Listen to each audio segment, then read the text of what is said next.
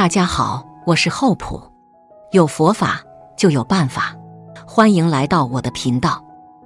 就在刚刚，台北信义区的夜幕才刚刚拉开，就在我们最熟悉的地标台北101大楼的上空，上演了一幕足以颠覆无数人世界观的惊天异象。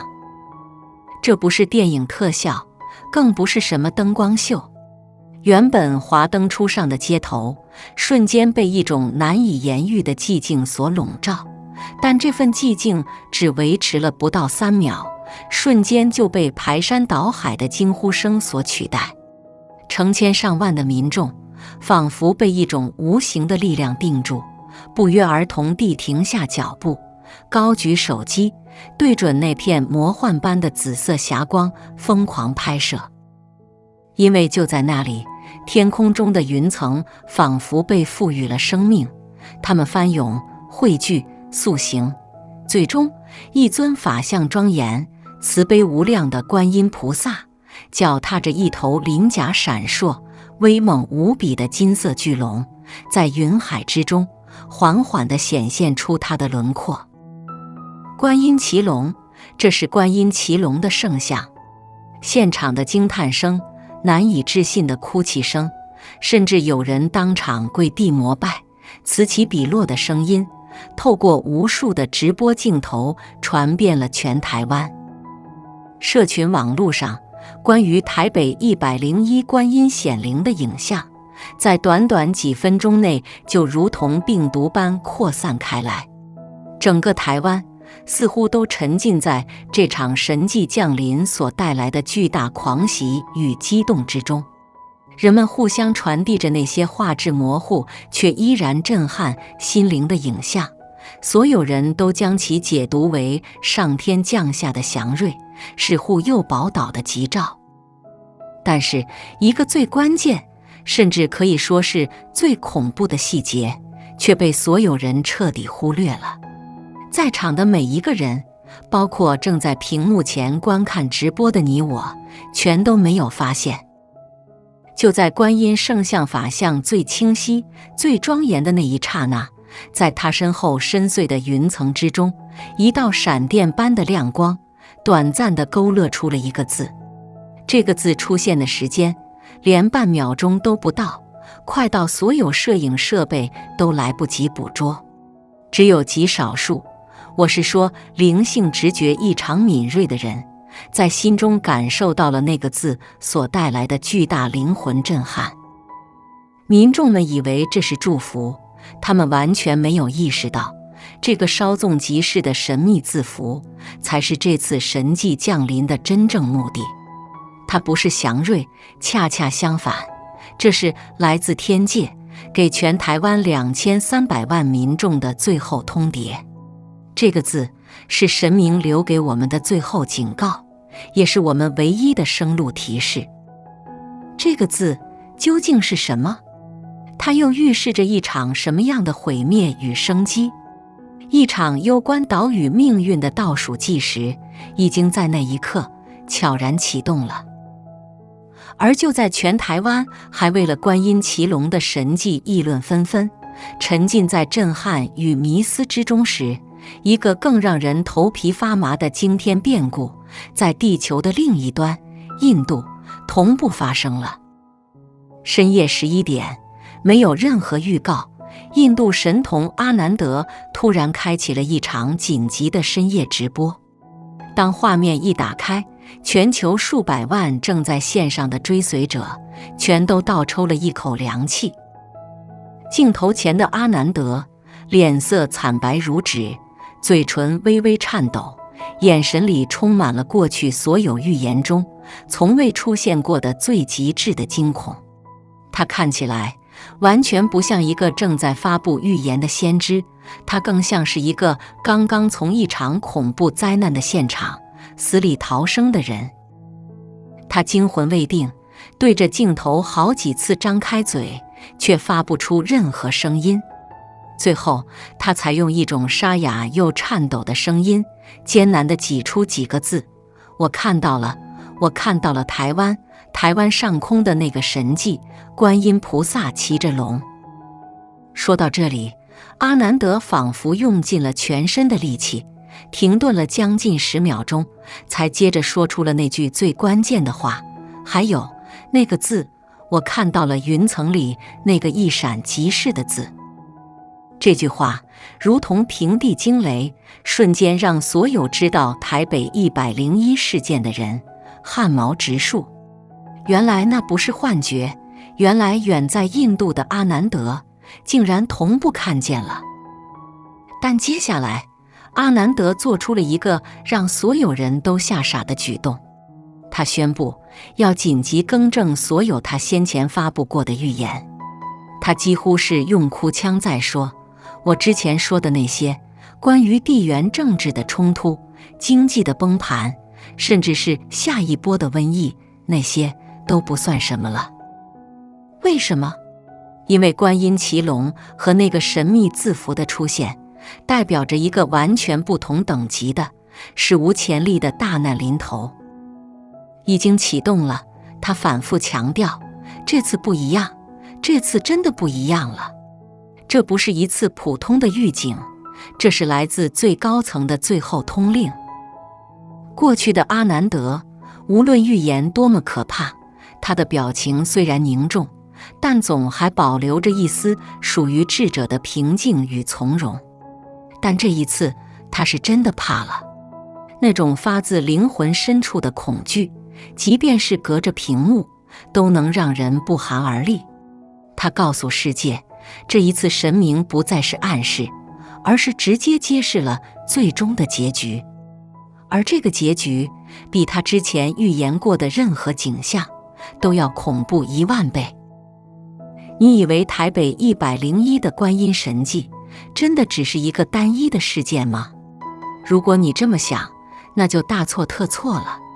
这一切其实早有预兆，而且是来自我们台湾人最敬爱的白沙屯妈祖，用最沉痛的方式给出的警告。还记得今年白沙屯妈祖的进香吗？就在那漫长的进香途中，一件让所有信众都吓到腿软的事情发生了。妈祖的銮轿在行经一处乡间小路时，突然停下，无论轿夫如何使力，銮轿就是不动如山。正当大家不知所措时，有人惊恐地指着神轿内部大喊：妈祖流血了！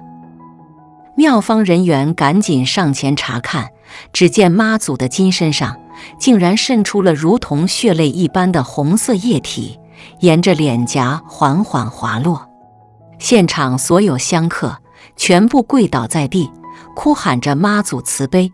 庙方立刻请示妈祖，降下了3支圣签，但签文内容无人能解，只隐晦地指向一场毁天灭地的大劫。这就是当时轰动全台的妈祖泣血事件。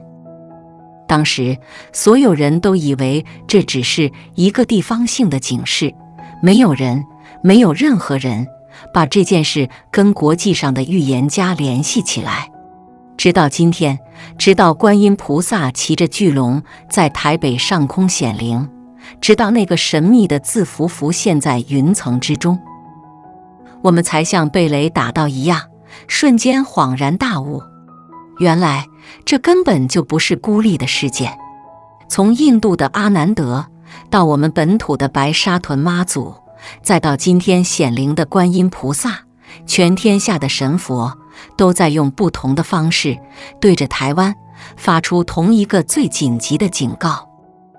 妈祖的血泪，正是因为他不忍心看到接下来将要发生的惨况，而观音的显灵，就是给我们这些还在装睡的人最后一次敲响警钟。你以为观音显灵、妈祖警告只是神明单纯的示警吗？错了，这一切的背后都指向一个流传了上千年的惊天剧本，那就是被誉为中华第一预言奇书的《推背图》。当所有人都还在为观音骑龙的神迹惊叹时，真正懂天机的圈内人早已吓出了一身冷汗，因为他们知道这不是结束，而是一个巨大时代的开始。翻开推背图，看到第44象，谶曰：日月丽天，群阴设伏，百灵来朝，双羽四足。这几句话，千百年来无数解读都指向一件事：中国将出圣人，重整乾坤，万邦来朝。过去，人们以为这只是遥远的传说，但就在台北高楼上空，观音驾着神龙现身的那一刻，这个千古预言的齿轮正式开始转动了。为什么？因为观音骑龙这个法相本身就是一个最高级别的讯号。在中国文化中，龙代表天命，代表圣王，而观音菩萨是慈悲与守护的化身。观音骑龙而来，意思就是那位推背图预言中的圣人即将出现在台湾这片土地上，而观音菩萨亲自显灵，正是来为这位圣人开路护驾。这就完美地解释了为什么天空的云层里会短暂浮现那个神秘的字。那个字就是揭开所有谜底的关键，是神明给予我们辨认圣人、趋吉避凶的唯一线索。那么，阿难德究竟还看到了什么，让他吓得连夜修正所有预言，甚至脸色惨白到仿佛看见了世界末日？他之所以如此恐惧，不是因为观音显灵本身，而是因为这场轰动全台的神迹不偏不倚地证实了他内心深处一个最不敢说出口、最黑暗的预言，那是一场毁灭性的9.4级巨震，正以惊人的速度笔直地朝着台湾而来。你以为这只是危言耸听吗？那你再回想一下，就在不久前，日本才刚刚发生了一场6.8级的强震。当时全世界的地震专家都说，那是一次正常的板块能量释放，但他们不知道，阿南德在他深夜的星盘中看得一清二楚，那根本不是结束，而是一个可怕的前兆。这就是日本学者早已提出，却一直被主流科学界忽视的灾难前兆理论。他们发现，在超级巨震发生前，周边的板块会先发生一连串中强度的地震，来释放积累的压力。但这一次，压力并没有被释放，而是像连锁效应一样，被精准地传递到了下一个压力点。而那个最终的引爆点就是台湾。日本的6.8级地震就像是为这场9.4级的灭顶之灾拉开了序幕，吹响了第一声号角。9.4级是什么概念？那比当年重创日本的311大地震能量还要强上好几十倍。一旦发生，后果不堪设想。那不是危楼倒塌，而是整个城市可能会从地表上被彻底撼动。这才是阿南德真正恐惧，甚至不敢直视的画面。而观音的显灵恰恰证实了，这股毁灭性的能量已经锁定了台湾，神明才会用如此激烈的方式降下最后的警告。但最让人不寒而栗的问题来了，为什么？为什么观音骑龙的神迹不选在玉山之巅，不选在妈祖圣地，偏偏就选在了人口最稠密的台北天空？你想过没有，这背后的讯息有多么恐怖吗？这不是随机的，这是神明最精准的定位。因为神明在用他的方式，指着地图上的一个点，发出最后的警告。这也完美印证了印度神童阿南德那一次罕见的点名预言。就在几个月前，阿南德在直播中一反常态，不再说模糊的国家或地区，而是脸色凝重地直接点名。他对着镜头说：“我看到巨大的能量冲击着一座岛屿的北方盆地。所有在台北、新北的人，如果你们相信我，快搬家，尽快。当时很多人以为他在危言耸听，但现在观音骑龙就在台北上空显现。这两个讯息一对照，答案已经不言而喻。神明与先知都在用不同的方式指向同一个地方。观音菩萨为什么要选在灾难最重的地方显灵？因为这就是他最极致的慈悲，也是最沉痛的警告。他亲自来到这个即将承受 9.4 级巨震的震央上空，不是为了展现神力，而是为了叫醒这里的千万苍生。他在告诉台北人、新北人，劫难将至，我已亲临此地示警，这是你们最后的机会。这份慈悲带着血淋淋的真相，逼着你必须正视。但你以为这只是一场无情的、随机的天灾吗？错了，这才是整起事件中最令人不寒而栗的真相。这场灾难从来就不是随机的。印度神童阿南德之所以在直播中脸色惨白、语无伦次，不只是因为他看到了 9.4 级的巨震，更是因为他透过神视看到了这场灾难背后的天意。他看到这不是一场无差别的毁灭，而是一场由众神主导、精准无比的灵性清洗。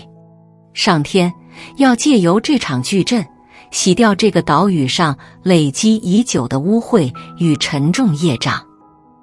这场清洗是有目标的，神明的慈悲与愤怒将会精准地落在特定的人身上。阿南德在预言中颤抖着指出，灾难来临时将会有3类人，他们的业力最重，灵性最污浊，在这场天谴中最先被冲刷掉。这才是大难临头真正的意思。大难不是指地震本身，而是指这场针对特定人群的业力结算。你现在需要问自己的，不是房子牢不牢固，而是你是不是这3类人之一。你可能心里会想，为什么是我？为什么台湾要承受这些？但这场灾难，这场阿南德口中的灵性清洗，它不是随机的，它是有目标的。阿南德之所以脸色惨白，就是因为他清楚地看到，在这场巨大的天摇地动之中，有3类人的业力会被优先引爆，他们将会最先被这股能量清洗掉。第1类人，造口业者，就是那些躲在键盘后面进行网络霸凌的人。他们以为在网络上匿名留言，用恶毒的言语去攻击、去谩骂别人，是不用负责的。他们不知道，每一次的恶意批评，每一次的诅咒，都在削减自己的福报，在自己的灵性账户上记下了一笔笔黑账。当天地磁场逆转，这场灵性清洗来临时，宇宙的法则就像一面巨大的镜子，会把这些人平时累积的口舌恶业一分不差，甚至千百倍地反弹到他们自己身上。第2类人，不孝父母，抛弃根本者。老祖宗说，百善孝为先，父母是我们的根，是一切福报的源头。一个人如果连给予自己生命的父母都不懂得感恩孝顺，甚至把他们当成累赘，恶言相向，那这个人等于是亲手斩断了自己的根。根都断了，树还能活吗？福报还能从哪里来？在天地气场剧烈变动的时候，这种人会第一个失去保护，因为他们自己斩断了来自祖先与血脉的庇佑能量，变得像风中的孤魂，最容易被业力讨伐引爆。第3类人，嘲讽神明，不知敬畏的铁齿之人。这也是最危险、最无知的一种人。他们看到观音显灵，就说是合成的假图；听到阿南德的预言，就说是危言耸听。他们自以为科学，自以为聪明，用自己狭隘的认知去嘲笑那些有信仰的人。他们不知道，这场灾难本身就是一场频率筛选。神佛的慈悲与护佑是一种高频的能量，只会留给那些心中存有善念与敬畏的有缘人。对于那些以嘲笑神明为乐，心中充满傲慢与不信的人，他们等于是亲手关上了自己最后的逃生门。当灾难来临时，神佛的护佑能量会自然绕过他们，因为他们的灵性频率已经低到无法接收任何神圣的信号。各位有缘人，请你静下心来，好好检视一下自己。我相信能看到这里，能感受到这份警告的你，肯定不是这3种人，但你身边一定有这样的人。这就是为什么观音要显灵，要透过你把这个警告传出去。你以为这一切都只是巧合吗？你以为观音骑龙显灵跟印度神童阿南德的紧急警告只是刚好发生在同一天吗？你错了，这不是巧合，这是来自神明与宇宙的最后通牒。灾难的倒数计时就在观音显灵的那一刻，已经正式开始了。滴答，滴答，滴答，你听到了吗？那是天劫逼近的脚步声，也是你能够自救的最后时光。每一分每一秒的流逝，都代表着救赎的机会正在快速关闭。为什么观音要选在今天显灵？为什么阿南德要选在今天，脸色惨白地更正他所有的预言？因为他们都在告诉我们同一件事，现在知道还不算晚。这句话就是神明留给有缘人的最后一道慈悲。他们不忍心看着众生在毫无准备的情况下被清洗，所以采用如此震撼的方式打破天机，给你，给我，给所有还存有善念的人一个最后的机会。但是请你记住，这个不算晚，是有时效性的。再晚一步，当你还在犹豫，还在嘲讽，还在当那3种不知敬畏的人的时候，那扇慈悲的大门就会在你面前轰然关上。到时候就算你跪地求饶，也为时已晚。神佛的警告只会给一次，这次的观音骑龙就是最后一次。所以你现在看到这个讯息不是偶然，而是你最后的机会。抓住了，你就能避开大劫；错过了，就只能成为灾难中的数字。好了，各位有缘人，现在我们终于要来揭晓那个从一开始就让所有人悬着一颗心的最大秘密，你还记得吗？就在台北101上空，云层短暂浮现的那个神秘的字，那个让印度神童阿南德一看就脸色惨白，紧急更正所有预言的字，那个众神透过白沙屯妈祖，透过各种方式同步警告，传达给全台湾的最后通牒的字，到底是什么？这个字既是警告，也是唯一的解脱。这个字就是推背图第44项预言中那位即将降临扭转乾坤的关键人物所代表的那个字。没错，那个字就是圣，神圣的圣。当你看到这里，请先深吸一口气，因为这不是恐吓的终点，而是希望的起点。这不是末日的宣判，这是观音菩萨大慈大悲留给我们的唯一保命的方法。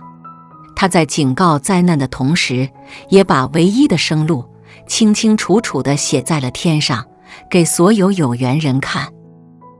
为什么阿南德会如此恐惧？因为他知道这场冲着台湾而来的9.4级巨震和灵性侵袭是无可避免的天劫。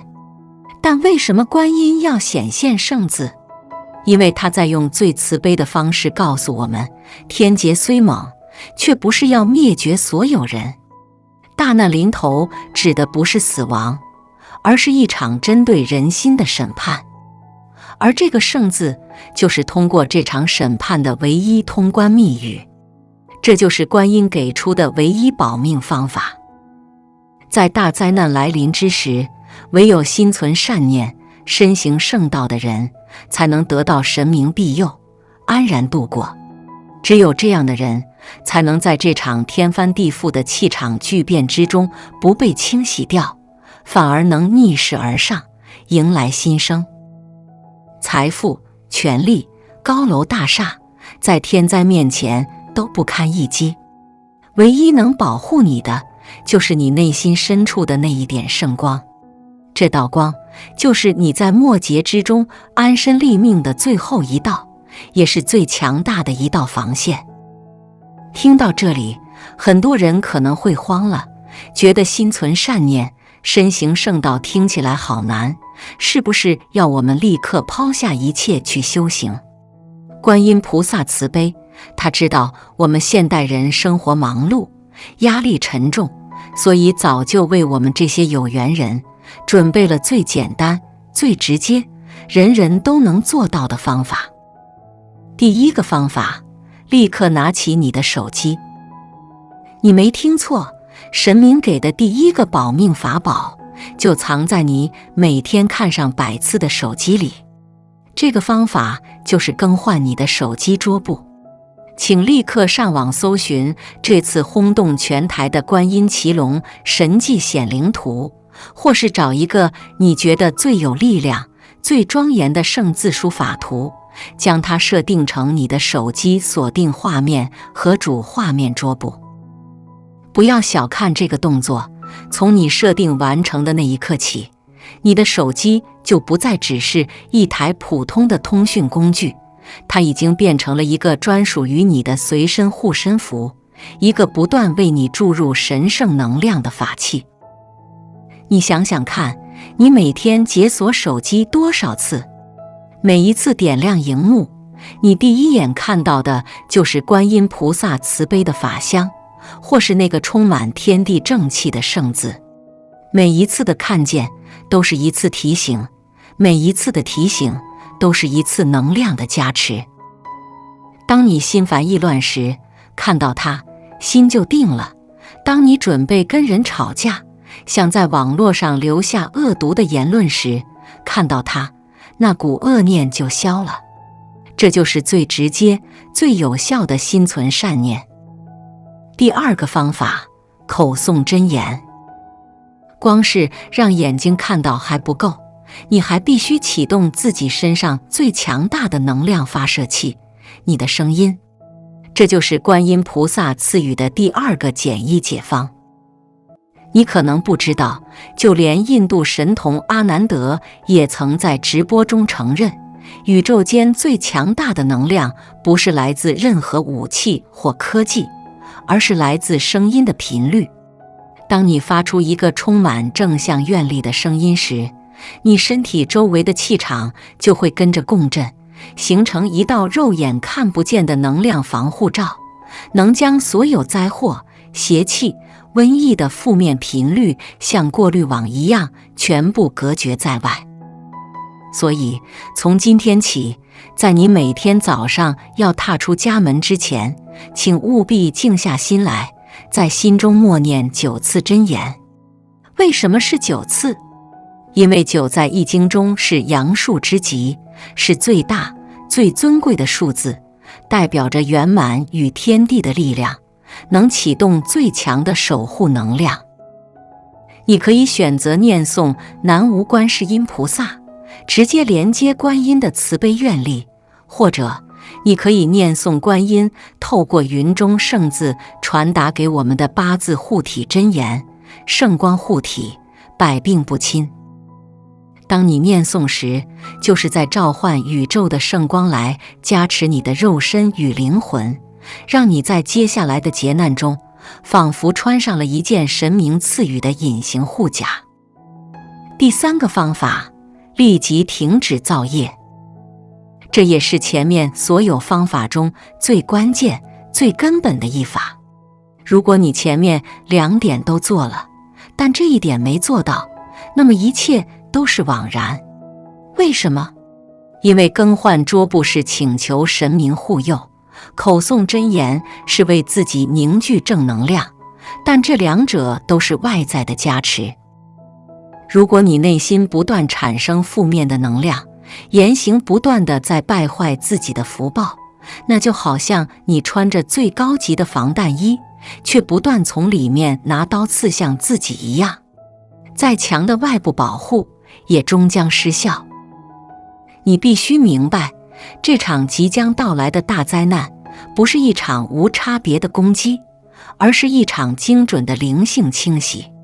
上天要清洗的正是那些败坏天地磁场的负面能量，而这些能量从何而来？正是来自我们之前提到的那3类人。所以这第3个保命方法，就是要你立刻马上从这1秒钟开始，确保自己不成为那3类人。第一，立即停止一切口舌之争与网络谩骂，管好你的嘴，管好你的手。第二，立即停止一切不孝顺的行为。现在就拿起电话，一句温暖的问候，远比千万句的祈求更能为你积累福德。第三，保持敬畏之心。当你净化了口舌，归正了与根本的关系，你的心自然就清净了，气场自然充满正气。记住，停止造业才是这场末日灾劫中最根本的保命之道。你一定在想，为什么？为什么观音显灵选在台湾？为什么推背图预言的圣人降临也指向这座岛屿？全世界这么多地方，为何偏偏是我们？这不是巧合，而是天命的选择。因为无论是阿南德的星盘推演，还是所有东西方的古老预言，最终都指向一个惊人的共同结论：台湾是这场末日浩劫中未来唯一的转机。你以为这场9.4级巨震，这场灵性侵袭，单纯是惩罚吗？错了，这是一场进化，一场为了让台湾承接更重大使命的资格考试。就像一块璞玉，需要经过雕琢才能显现光华。台湾这块灵气汇聚的宝地，也必须经历这场大难的洗礼，才能洗去近年来的纷扰与浊气，回归最纯净的状态。这场灾难是上天用最激烈的方式筛选出那些心存善念、身行圣道的有缘人，因为只有这些人才有资格成为新世界的火种。所以，能看到这则讯息的你，不是单纯的幸存者，而是被选中的见证者与开创者。这份使命就落在我们每一个人的肩上。各位朋友，我们正在面对的是一场避无可避的灭顶之劫。然而，在最深的恐惧之中，也必然藏着最慈悲的希望。